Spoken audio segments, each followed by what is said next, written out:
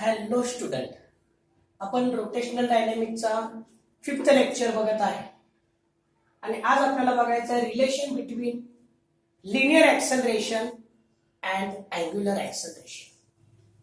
Linear acceleration A, angular acceleration alpha. Diagram अतिशय सोपे आहे. Particle performing uniform circular motion, angle theta, centre O, radius R. हे tangential direction आहे, radial. Acceleration म्हणजे काय? Acceleration म्हणजे the rate of change of velocity with respect to time. Velocity मध्ये बदल डिवायडेड बाय टाइम, ह्याला म्हणायचं एक्सेलरेशन. डेफिनेशन इथं दिलेलं आहे. The linear acceleration is rate of change of velocity with respect time. Linear acceleration velocity upon time. Velocity, व्हीचा formula काय आहे? V is equal to R omega. व्हीच्या ठिकाणी आपल्याला लिहायचं आहे आर ओमेगा. आर कॉन्स्टंट आहे, रेडियस बदलणार नाही, कॉन्स्टंट बाहेर लिहायचं आहे. या ठिकाणी ना acceleration, change in velocity divided by time R alpha. A चा formula A is equal to R alpha. A linear acceleration R, radius alpha, angular acceleration. पण याच्यामध्ये एक महत्वाची लक्षात ठेवण्यासारखी गोष्ट आहे की UCM linear acceleration 0, uniform circular motion त्याच्यामध्ये लिनियर एक्सेलरेशन 0. समजा एक पार्टिकल जर सेम स्पीडनं जर फिरत असेल, चेंज इन व्हेलॉसिटी जर 0 असेल तर एक्सेलरेशन पण 0च असणार आहे. आता आपल्याला बघायचा दुसरा एक पॉइंट म्हणजे रेडियल एक्सेलरेशन. रेडियल एक्सेलरेशन म्हणजे काय? Particle performing uniform circular motion along the radial direction toward the center of circle. Particle जर सेंटरकडे ओढत असेल तर त्या एक्सेलरेशनला म्हणायचं आहे रेडियल एक्सेलरेशन किंवा सेंट्रीपेटल एक्सेलरेशन. आणखी म्हणायचं आहे CPA, सेंट्रीपेटल एक्सेलरेशन किंवा रेडियल एक्सेलरेशन. त्याचा फॉर्म्युलाही दिलेला आहे v square upon r. V is equal to R omega, r square omega square. एक आर कॅन्सल झालेला आहे, आर ओमेगा स्क्वेअर. असं लिहू शकतोय आपण आर 2 पाय एन याचा स्क्वेअर. ज्याप्रमाणे क्वेश्चन येईल त्याप्रमाणे याच्यामध्ये चेंज करायचं आहे. फ्रिक्वेन्सी तर आपण शिकलेला आहे. एक सेकंदामध्ये किती रेग्युलेशन होणार आहे, किती फेरे त्याची होणार आहे, त्याची संख्या. समजा फॅन आहे, एक सेकंदात 10 वेळा फिरलेला असेल, फ्रिक्वेन्सी 10. डेफिनेशन मध्ये अगदी सेम तेच दिलेले आहे. Number of revolution complete in 1 second. एक पार्टिकल एक सेकंदात किती वेळा रेव्होल्यूट करतोय ती संख्या. Number of revolution complete in 1 second. Particle performing UCM. Frequency काय असणार? F is equal to 1 upon T. टीचा फॉर्म्युला काय आहे? T इज इक्वल टू 2 पाय ओमेगा. तर F काय लिहिणार आता? F इज इक्वल टू, बरोबर याच्या अपोजिट, 2 पाय अपॉन ओमेगा. म्हणजे जर आपल्याला पिरियडचा फॉर्म्युला माहित असेल तर फ्रिक्वेन्सी आपण घेऊ शकतो. त्याला एफ लिहा किंवा एन लिहा, कोणतेही अक्षर लिहिलं तरी चालतंय. ते तुम्ही लिहून घ्या. आपण याच्यावर काहीतरी न्यूमरिकल्स बघूया.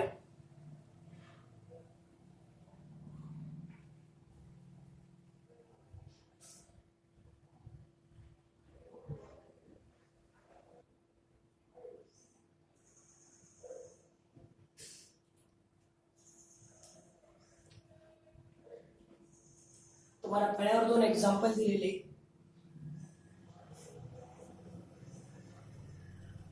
एक्झाम्पल अतिशय सोपे, पण आपल्याला फॉर्म्युले माहित पाहिजे. पहिलं एक्झाम्पल काय दिलेलं आहे? Calculate the angular speed of rotating अर्थ. अर्थचं अँग्युलर स्पीड काढायचं म्हणजे ओमेगा काढायचं अबाउट इट्स ऍक्सिस, म्हणजे स्वतःभोवती. अर्थ स्वतःभोवतीशी गोल फिरणार ते 24 तास लागतात, तर त्याचं अँग्युलर स्पीड काढायचं. What is the linear speed, म्हणजे व्ही पण काढायचं आहे. ओमेगाचा फॉर्म्युला, ओमेगा म्हणजे angular velocity. Omega is equal to 2 pi upon. आता मात्र 2 पाय एन हा फॉर्म्युला चालणार नाही, कारण एन मध्ये रेग्युलेशन असेल. रेग्युलेशन दिलेलं असेल तर हा फॉर्म्युला वापरायचा, नसेल तर 2 पाय अपॉन टी. 2 पायची किंमत 3.14 टी. आता टी किती लिहायचं? अर्थ स्वतःभोवती जर गोल फिरत असेल, एक रेव्होल्युशन, एक चक्कर त्याला पूर्ण करण्यासाठी त्याला किती वेळ लागतोय? 24 तास. प्रत्येक तासाचे 60 मिनिट्स, प्रत्येकाचे 60 सेकंद. फक्त हे कॅल्क्युलेशन आपल्याला करता यायला पाहिजे. सोपं सोपं कॅल्क्युलेशन बघा कसं असेल. हे 1 इथं 12. अजून काय करता येईल? अजून आता शक्यतो काय करता येणार नाही. या ठिकाणी 3.14 आपल्याला लिहायचं आहे. 12 इंटू 36 इंटू 10⁻². आता मात्र लॉग टेबलचा वापर करून आपल्याला व्हॅल्यू काढायला पाहिजे याची. 340 2 कडे डेसिमल पॉईंट पुढे घेतो मी. 10⁻². हे वर लिहिलेलं असेल तर प्लसचं -2 डिवायडेड बाय 12 इंटू 36. अप्रॉक्सिमेटली आपल्याला तर लॉग टेबलचा वापर केल्याशिवाय हे काही सोडवता येणार नाही आहे. लॉग टेबलचा वापर करताना याच्यातून हे लॉग वजा करायचा आहे. मी आन्सर लिहितो 7.26 10⁻⁻4. ओमेगा आहे, SI युनिट असणार आहे त्याचं रेडियन पर सेकंड. कॅल्क्युलेशन तुम्ही करा, लॉग टेबल तुम्हाला येते. आता विचारलेलं what is the linear speed. Angular असताना तुम्हाला सांगितले लिनियर पण असणार आहे ऑब्जेक्ट. कसं असेल बघा, हा ऑब्जेक्ट समजा असा फिरत असेल, त्यात एवढा पार्ट आहे इतका छोटासा, हा काय हा लिनियर आहे. हे लिनियर स्पीड याच्यामध्ये काढायचं आहे. लिनियर स्पीडचा फॉर्म्युला काय आहे? v is equal to R omega. v is equal to ओमेगाचा आन्सर तर आत्ताच आपण काढलेला आहे. ओमेगाचा आन्सर आहे 0.726 इंटू 10⁻⁻4. रेडियस कसा काढायचा? आर. आपण ग्रॅव्हिटेशन मध्ये शिकलेलं आहे. रेडियस ऑफ द अर्थ काय असणार आहे? रेडियस ऑफ द अर्थ असणार आहे 6400 किलोमीटर. आपल्याला बेसिक किमती माहित पाहिजे. 64 किलोमीटर म्हणजे 10⁻³ मीटर मध्ये कन्व्हर्जन झालेलं आहे. आपण असं लिहू शकतो याच्यामध्ये 64 10⁻⁵. अजून काही कॅन्सल होऊ शकते याच्यातून. 10 ची पॉवर बघा +1 येणार. 64 0.726 इंटू +1 -5 -4 +1. हे 10 या ठिकाणी घेऊया आपण. 64 इंटू 0.726. आता फक्त याचं फक्त कॅल्क्युलेशन करायचं आहे आणि अंदाजे 625 इतकं उत्तर येईल.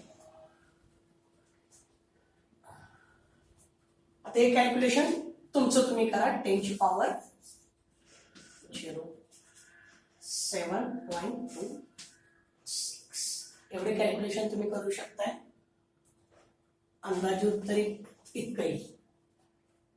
SI युनिट लिहायचं याचं मीटर पर सेकंड. याचं तुम्ही लॉग टेबलच्या सहाय्याने कॅल्क्युलेशन करा याचंही. आता आणखीन एक एक्झाम्पल बघूया.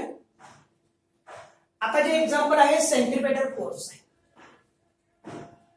An object of mass 0.2 kg revolves uniform circular motion, circle of radius 0.5 meter, centripetal force act on object 0.1. Find angular velocity. Centripetal force म्हणजे काय? Centripetal force म्हणजे काय? The force which along the radius direction toward the center of circle. जो आपल्याला सेंटरकडे वळतोय तो म्हणजे centripetal force. समजा आपण गाडी घेऊन चाललेलो आहे, एका स्टॅच्यूच्या भोवती राऊंड मारत असेल तर आपण थोडंसं बेंड होतो. मग बेंड करणारा कोण आहे आपल्याला? Centripetal force. तो काढायचा आहे आपल्याला. जे ज्या ज्या वेळेला आपण टर्न घेतोय त्या वेळेला सेंट्रिपेटल फोर्सची आवश्यकता असते. तोच सेंट्रिपेटल फोर्स काढा. Centripetal force mv²/r. Linear velocity दिलेली आहे काय? नाही.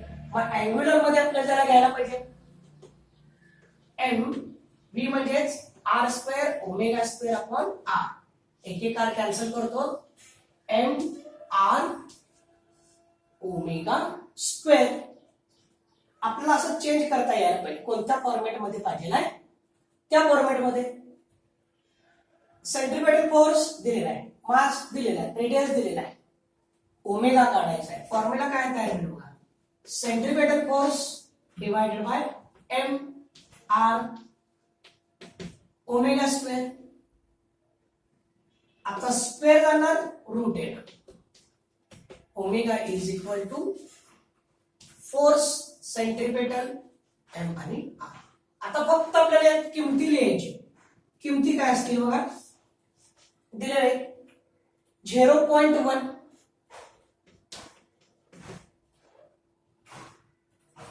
10⁻⁻1 मास 5 object mass 2 into 10⁻⁻1 radius 5 into 10⁻⁻1. पहले 10 ची पावर ऍडजस्ट करूया आपण. -1 -1 -2 याचं कॅल्क्युलेशन येणार आहे 10 into 10⁻⁻2 आणि या ठिकाणी 10⁻⁻1. हे -2 वर गेलं की +2 -1. ओमेगा इज इक्वल टू या ठिकाणी होईल क्वांटिटी 10 डिवायडेड बाय 10. 1 येणार आहे. 1 रूटच्या बाहेर आलेला असेल तर 1च येणार आहे. म्हणजे अँग्युलर व्हेलॉसिटी असणार आहे 1 रेडियन पर सेकंड. अँग्युलर व्हेलॉसिटी असणार आहे 1 रेडियन पर सेकंड. हे लिहून घ्या.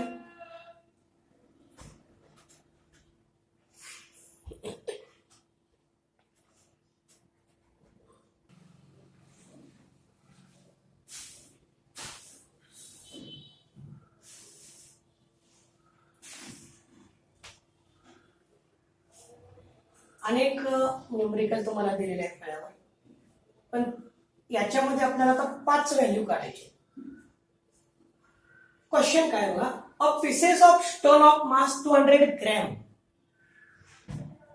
is held worked with constant speed in horizontal circle, radius 1.5 meter, it perform 90 rpm.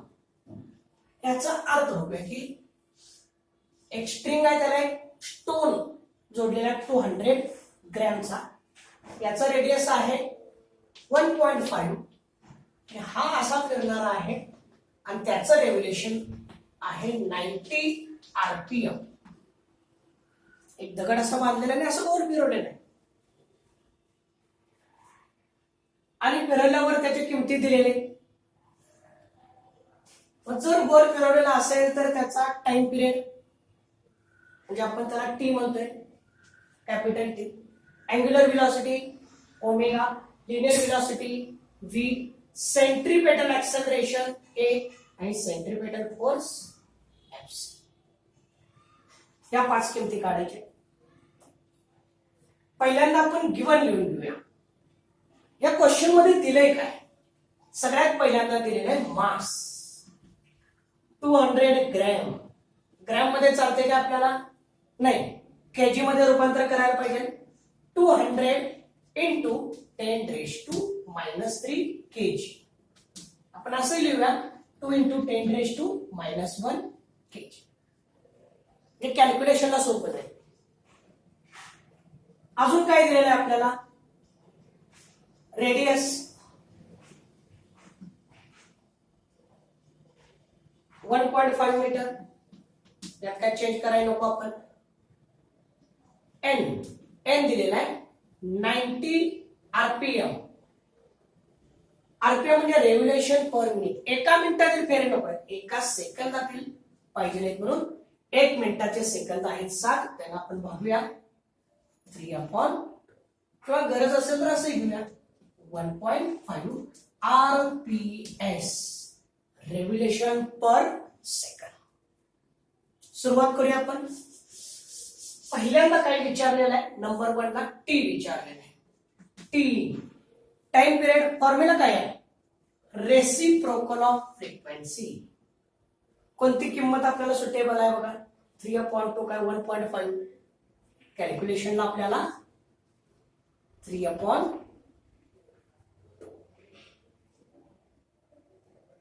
असं लिहू शकतोय आपण 2/3. जर भागाकार केला असेल तर पहिला 0चा भाग, त्याच्यानंतर 6 आणि 6, आणि टाइम आहे सेकंड. आता आपल्याला काढायचंय की ओमेगा, अँग्युलर व्हेलॉसिटी ओमेगा. ओमेगाचा फॉर्म्युला काय आहे? Omega is equal to 2πn, किंवा असे लिहू शकतात 2π/t लिहू शकताय. तुम्हाला कोणता फॉर्म्युला योग्य वाटतोय तो लिहा. 2πn. 2 पायची किंमत 3.14. एन ची किंमत आपण घेऊया. आता ही किंमत घेऊया 1.5. आता फक्त कॅल्क्युलेशनचाच फक्त पार्ट आहे. 3 न गुणलेला असेल तर त्यांचा गुणाकार 3 इंटू 3.14. कॅल्क्युलेशन बघा 42 9.42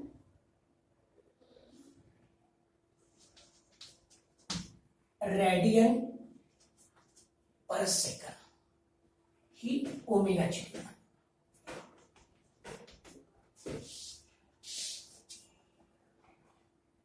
पिरियड आपण काढलेला आहे.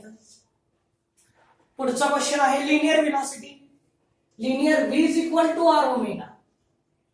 दोन्ही पण किमती आपल्याला दिलेल्या आहेत. किमती बघा आणि फक्त आपल्याला लिहायचं आहे आर किती आहे? आर आपल्याला दिलेला आहे 1.5.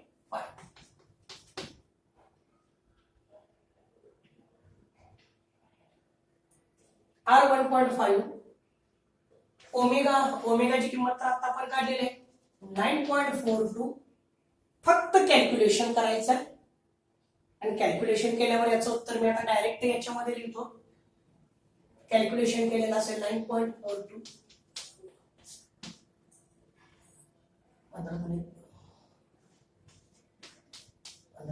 60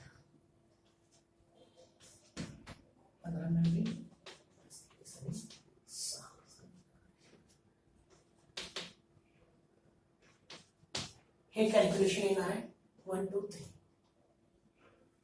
आन्सर येणार आहे V is equal to 14.13 metre per second. सोपं कॅल्क्युलेशन आहे. आता पुढचं पुढचं क्वेश्चन आहे सेंट्रीपेटल ऍक्सेलरेशन आणि दुसरं नाव आहे त्याला radial acceleration. Centripetal acceleration, radial acceleration एकच आहे. ऍक्सेलरेशन काय आहे? व्ही स्क्वेअर अपॉन आर, किंवा असं लिहू शकतोय V R square omega square upon R, म्हणजेच आर ओमेगा स्क्वेअर आर 1.5. ओमेगाचं स्क्वेअर, ओमेगा काय काढलेलं आहे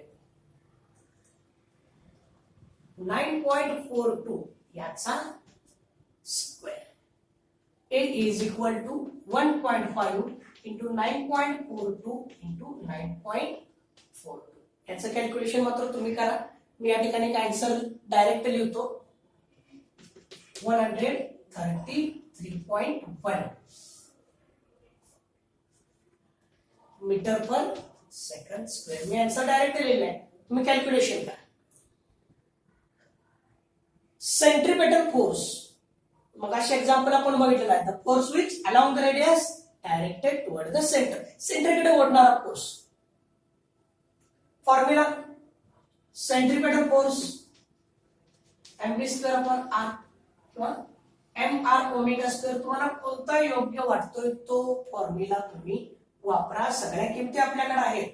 मास आहे, वेलॉसिटी आहे, रेडियस आहे. मी ही किंमत वापरतो. मास किती आहे 2 इंटू 10⁻⁻1. व्ही लिनियर वेलॉसिटी आपण काढलेला आहे 14.13 इंटू 14.13.